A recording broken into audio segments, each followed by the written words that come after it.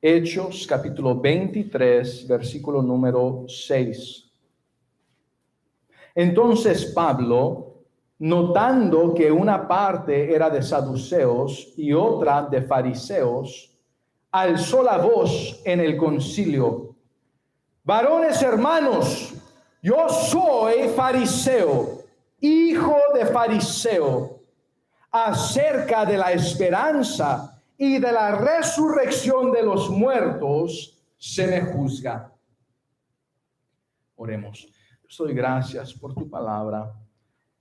Lo que me uses para exponerla, aplicarla a nuestra vida de hoy en día, que sea de bendición a nosotros al someter nuestra voluntad a tu Espíritu Santo, que nos des sabiduría. Y pido estas cosas, que me uses, que tu Espíritu Santo hable a cada persona escuchando, y lo pido en nombre de Jesucristo. Amén. Amén. Pueden sentarse.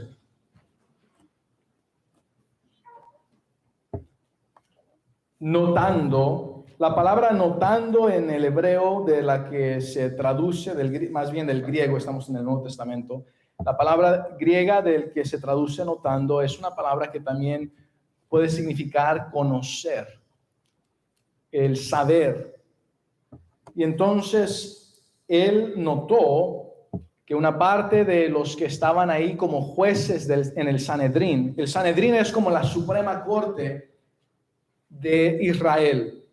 Y aunque Israel estaba subyugada por Roma, ellos continuaban teniendo permiso de ejercer como concilio, como el Sanedrín, como la Suprema Corte de Israel, aunque no tenían el derecho de ellos juzgar en una pena capital y ejercer la pena capital. Tenían que pedirle permiso a Roma para que alguien pudiese ser pues juzgado y matado en un caso de una pena capital, pero mantenía el concilio lo que era el juicio en Israel. Y estos hombres del concilio, dicen, eran unos, si recuerdo correctamente, unos 160 personas en la Suprema Corte. No es como la Suprema Corte de Estados Unidos, que hay 9 jueces y juezas, y eso es todo, sino que había muchos. Y la mayoría de esos eran saduceos.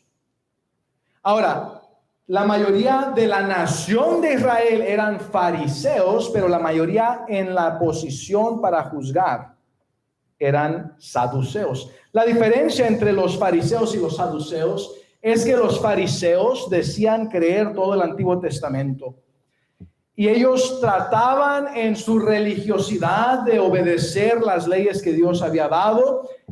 Pero el problema es que ahora habían agregado a las leyes de Dios un montón de leyes y reglas que ellos mismos se habían inventado. Los mismos rabinos habían interpretado las leyes que Dios había dicho de tal manera que las enseñaban como si fueran de parte de Dios, como si fueran inspiración de Dios, y habían escrito diferentes cosas. Y entonces lo que les enseñaban a los estudiantes fariseos, ellos creían que eso que estaban aprendiendo era palabra de Dios, y a veces ponían más peso a lo que ellos decían como rabinos que a lo que la palabra de Dios decía.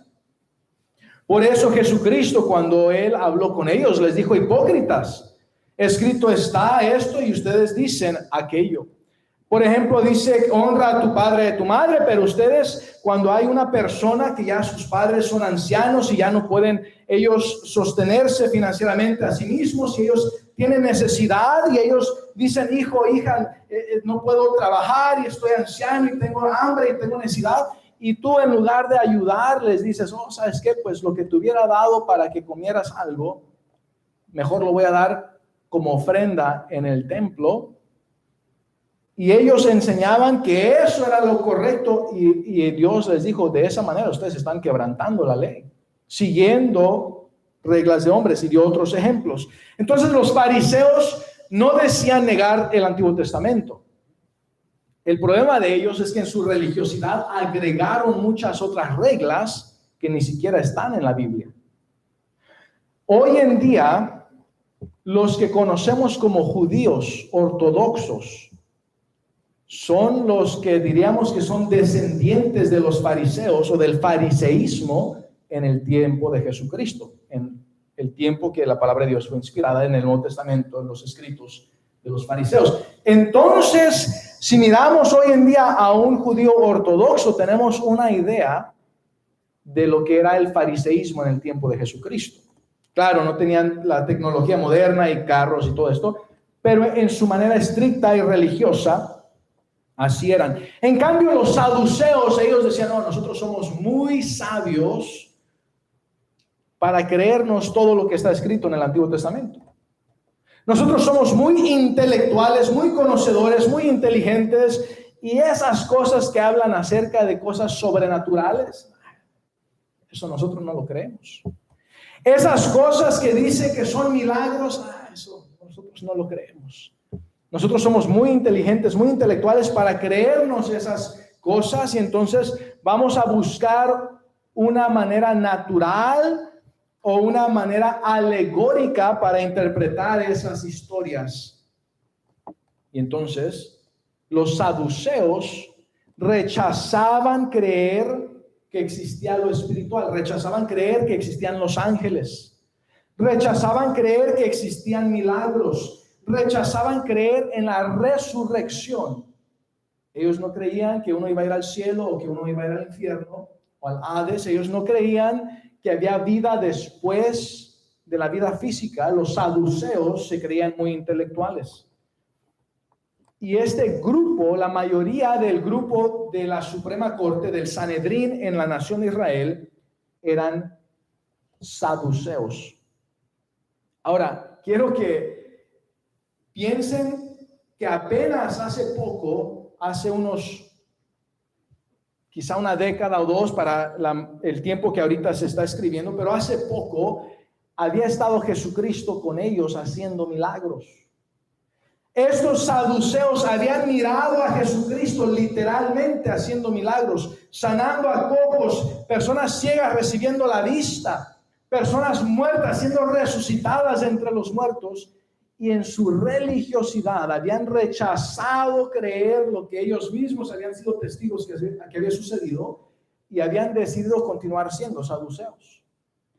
No es que no podían creer, es que habían decidido no creer, habían rechazado creer.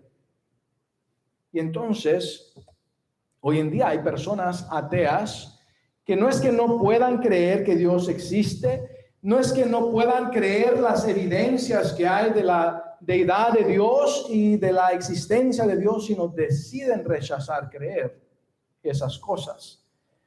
Y en aquel tiempo entonces estaban estos saduceos y estos fariseos. Los fariseos por lo menos creían que después de la muerte física había una vida espiritual, o en algún lugar en el cielo, o en algún lugar en el Hades, en el infierno. Ellos por lo menos creían en lo sobrenatural. ¿Por qué? Porque ellos creían en Dios. Ahora, creían todo el Antiguo Testamento, pero con su vista se habían cegado a lo que era Cristo como Cordero Pascual. Y la manera que hoy en día los judíos ortodoxos justifican el pasaje capítulo 53 de Isaías, donde describe en profecía lo que iba a suceder en Jesucristo, lo que le iba a suceder a él como Cordero Pascual, la manera que ellos lo justifican es diciendo, bueno, ese no se refiere al Mesías, eso se refiere a toda la nación de Israel, que nosotros pobrecitos como nación tuvimos que padecer mucho por las culpas de otras naciones y de los gentiles. Pero eso es una mentira, eso es erróneo, porque no fue por su pecado que él recibió todo esto. En el mismo capítulo 53 nos especifica que no fue por su propio pecado, sino por el de todos los demás. Que él, siendo perfecto, sin pecado, murió por los demás. Y obviamente la nación de Israel había recibido el juicio de Dios por su pecado como nación de Israel. Por eso los profetas venían una y otra vez y profetizaban en contra de la nación de Israel, diciendo, arrepentíos, arrepentíos, si no te arrepientes esto va a pasar, van a ser llevados a Babilonia. Y ellos no hicieron caso, no se arrepintieron. Y una y otra vez Dios enviaba a profetas que profetizaran. Entonces Isaías 53 no se refiere a la nación de Israel, se refiere al Mesías, al Cordero Pascual, a Cristo. Pero los judíos ortodoxos hoy en día tratan de torcer ese pasaje, tratan de alegorizarlo, darle otra interpretación. Para ellos seguir con los ojos cerrados concerniente al Mesías. Pero Jesús sí es el Mesías. Y aquí Pablo dice, yo soy fariseo. Ahora no dijo, yo fui fariseo, yo era fariseo y ahora ya no soy fariseo. Y aquí hay algo que hay personas, especialmente pastores bautistas, que pueden empezar a sentirse como que, ¿qué está diciendo él? O sea, cuidado, peligro, pero no, Pablo mismo dijo, yo soy fariseo. Ahora, ¿por qué dijo eso? Porque él realmente era fariseo. Él era judío. Él había nacido judío. Él había crecido a los pies de Gamaliel, estudiando a los pies de Gamaliel. A propósito, era el fariseo en el Sanedrín más distinguido, más respetado. Era como ir, digamos, hoy a la mejor universidad del mundo o a Harvard o algo así. Y Pablo decía, yo cuando era Saulo, yo era estudiante a los pies de Gamaliel, yo sobrepasé a mis contemporáneos grandemente. O sea, él era más inteligente, más intelectual, más conocedor, más dedicado. Y él dice, yo soy fariseo. ¿Por qué? Porque si miramos no toda la religiosidad arriba del fariseísmo, si miramos no todo lo que se inventaron como reglas arriba del fariseísmo, si miramos lo que es lo fundamental del fariseísmo, él sí era fariseo. ¿Por qué? Lo fundamental del fariseísmo es que ellos creen que todo el Antiguo Testamento es palabra de Dios.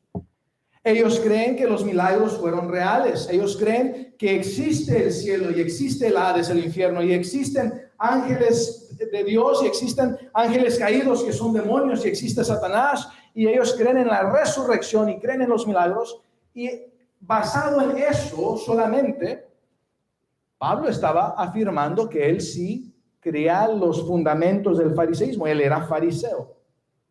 Lo que no les gustó a los otros fariseos o al fariseísmo en aquel tiempo como religión es que él decía que Jesús era el Mesías y que no era por las obras que uno se gana el cielo, sino a través de la sangre redentora de Cristo.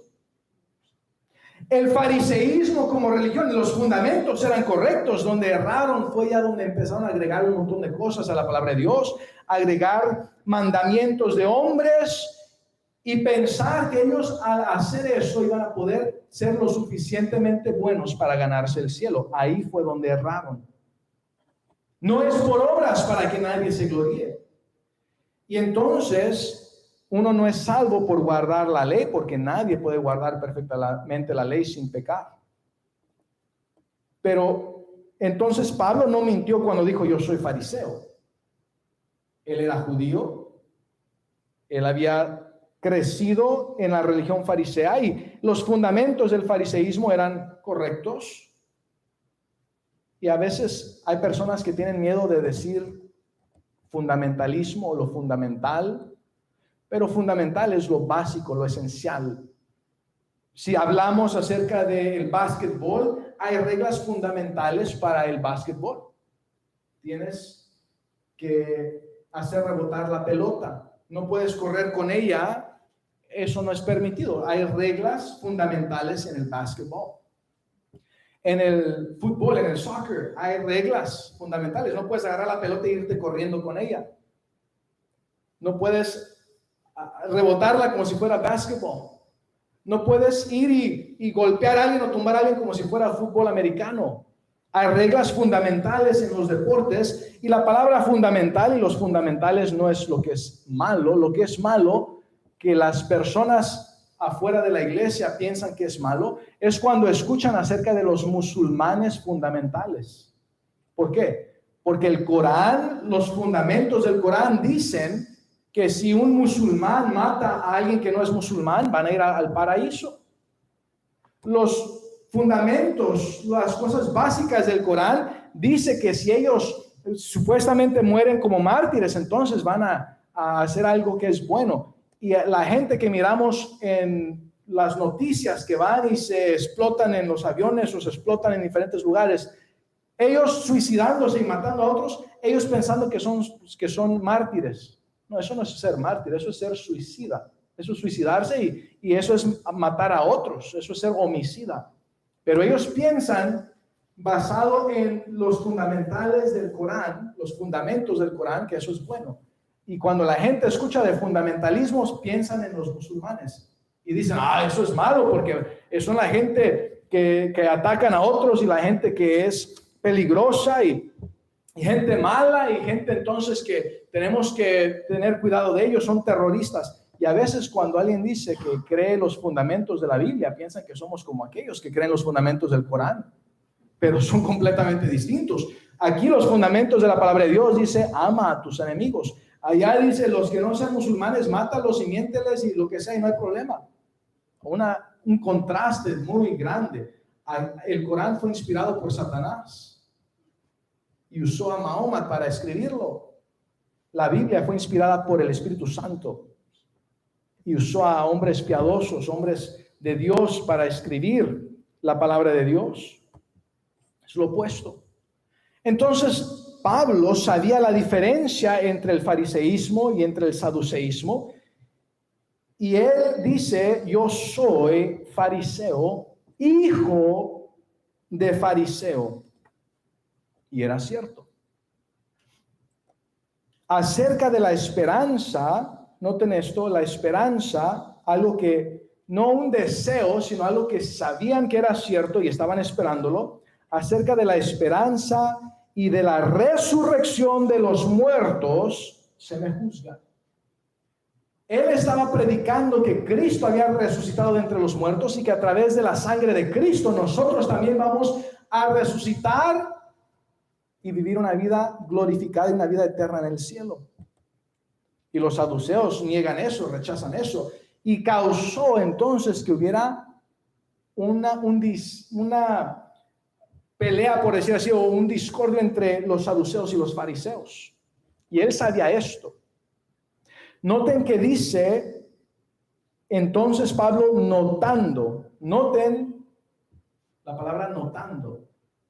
Y menciona notando, tiene que ver con conocer. Él conocía esto, él observó esto, Dios le dio esa prudencia y esa sabiduría para usar eso para defenderse, para dividir a los que lo estaban atacando y para poder usarlo para predicar el evangelio. Si tú nunca has dejado que Cristo sea el dueño de tu alma, si tú dejas que Cristo compre tu alma, Él paga la deuda de tus pecados y te regala vida eterna en el cielo. Y tú vas a resucitar de entre los muertos. Tú vas a tener esa promesa y vas a esperarla y va a ser cierto y algún día llegará. Es algo que se espera, pero que es seguro. Y resucitarás, porque Él resucitó. Pero dice Pablo notando, hay necesidad de que seamos creyentes cristianos con sabiduría, que podamos mirar las cosas espirituales y podamos notar y saber y conocer cosas que para otros quizá no las noten, no las vean, no conozcan, no las sepan. Y cuando tú tienes esa sabiduría de Dios por la palabra de Dios y por estar sometido al Espíritu Santo, Dios va a usar eso, ese conocimiento, esa sabiduría, para que tú notes cosas que otros no notan. Que tú mires cosas espirituales, y no estoy hablando de visiones, y si dice la Biblia que si aún un ángel que aparenta ser de Dios te predica otro evangelio, que esto que está en su palabra sea anatema, sea maldecido por Dios, condenado al lago de fuego. Entonces no estoy diciendo que una persona está mirando visiones y cosas así. Lo que estoy diciendo es que Dios sí te va a iluminar, te va a permitir mirar cosas espirituales que otros no miran. Vas a poder mirar peligros espirituales en tu vida y en la vida de otros que otra gente no va a notar, no se va a dar cuenta. Van a decir, ¿qué tiene de malo esto? ¿Qué tiene de malo aquello? ¿Qué tiene de malo no ir a la iglesia cuando es tiempo de iglesia? ¿Qué tiene de malo escuchar música rock o música que es impía, música que no agrada a Dios? ¿Qué tiene de malo? Y van a decir muchas cosas, pero como tú tienes ese conocimiento y esa visión espiritual para mirar las cosas de una manera, de la perspectiva de Dios, tú vas a poder notar cosas que otros no van a poder notar. Y de esa manera Dios te va a guiar también a través de la palabra de Dios. ¿Cómo tener esa sabiduría? Leyendo la Biblia. Por eso enfatizo una y otra vez, lee la Biblia diariamente. Si tú lees un capítulo diferente cada día, en 3 años terminas toda la Biblia. Y si lees 3 capítulos al día, en 1 año la terminas toda. Un capítulo en promedio se tarda 5 minutos. O sea que si tú pasas solamente 5 minutos al día leyendo un capítulo distinto de la Biblia, la lees toda en 3 años. 15 minutos no es mucho, la lees toda en 1 año. Pero pasa tiempo leyendo la palabra de Dios, creyéndola, aprendiéndola, aplicándola a tu vida, obedeciéndola, entiendas o no. Si tienes alguna pregunta, por eso damos oportunidad de preguntar y puedes hablar conmigo. Pero aun cuando no entiendes el por qué debes de diezmar si tú eres hijo de Dios, cuando tú diezmas, estás agradando a tu Padre Celestial, estás obedeciéndole. Aunque tú no entiendas por qué debes de dar generosamente a misiones, cuando tú das generosamente a misiones, de repente tu corazón empieza a cambiar. Y ahora en vez de amar las cosas como, digamos, una mansión, un Lamborghini, vas a empezar a amar a los misioneros y amar a las almas y amar lo que Dios ama y desear contribuir más. Y Dios cambia lo que tú amas cuando tú obedeces a Dios, aunque tú al principio no lo amabas ni amabas eso como antes. ¿Por qué? Porque donde está tu tesoro, ahí estará tu corazón. No dice donde está tu corazón, está tu tesoro. Dice donde está tu tesoro. Tú cambias tu tesoro de lo terrenal y material a lo espiritual y tu corazón va a ser cambiado a lo espiritual. Tú continúas invirtiendo, teniendo tesoros y amando el dinero y las riquezas, tu corazón va a continuar en lo terrenal. ¿Dónde está tu tesoro? Entonces, cambia tu tesoro a lo espiritual y tu corazón va a cambiar a amar las cosas espirituales. Y vas a poder notar cosas que otros no noten. Vas a poder mirar cosas cuando tú vienes entre semana a lo que es el estudio bíblico, vas a poder conocer cosas que no conocerías. Cuando tú vas a evangelizar y vamos como iglesia, como grupo, vas a empezar a conocer cosas que ahorita no conoces, a notar cosas que no notas y tu corazón va a empezar a amar a Dios más. ¿Por qué? Porque vas a empezar a tener comunión con aquellos que están obedeciendo a Dios. ¿Quieres ser exitoso en la vida cristiana? Forma amistades con personas cristianas, en el sentido bíblico de la palabra, literal de la palabra, obedientes a Dios. Notando. Hay cosas que yo noto en la iglesia. Noto personas que son fieles a Dios en sus diezmos, personas que son generosas a Dios en dar a misiones, personas que son fieles a Dios en evangelizar, personas que tienen ese valor para compartir el evangelio y compartir un folleto, pero también noto personas indiferentes, personas que no aman a Dios de todo corazón, personas que no leen la Biblia diariamente, personas que se están desviando de los caminos de Dios, personas que van a padecer consecuencias de sus malas decisiones. ¿Y todo por qué? Por no notar las cosas espirituales. Y Dios me ha puesto a mí como pastor para velar por los miembros de esta iglesia. No es mi responsabilidad los miembros de otras iglesias, sino los miembros de esta iglesia. Y si tú tienes una pregunta, tú puedes hablar conmigo y yo puedo decirte cosas espirituales y con la palabra de Dios respaldarlos que yo puedo notar en tu vida, que tú ni puedes notar en tu propia vida. ¿Por qué? Porque Dios da esa sabiduría espiritual. Y cuando tú digas, bueno, yo quiero tener esa misma sabiduría, bueno, conoce la Biblia de la misma manera, camina con Dios de la misma manera y Dios también a ti te va a dar esa misma sabiduría, esa misma visión espiritual. Y vas a poder notar esas cosas que ahorita no notas. Y entonces Pablo notando, y te animo a que te enfoques más en notar las cosas espirituales, en conocer más las cosas espirituales, que Dios te dé sabiduría espiritual, que Dios te guíe en su palabra para que eso afecte no solamente en la eternidad tus recompensas en el cielo, sino que te ayude en tu vida diaria aquí en la tierra. Y va a cambiar tu vida, va a ayudar tu vida, va a bendecir tu vida. ¿Todo por qué? Porque notaste las cosas espirituales. Pablo notando, conociendo, mirando, observando. Hermano, hermana, lee la Biblia y que Dios te dé sabiduría espiritual, que Dios te dé visión espiritual, que Dios te permita notar las cosas espirituales. Pon tus ojos en Cristo, el autor y consumador de la fe. Oremos.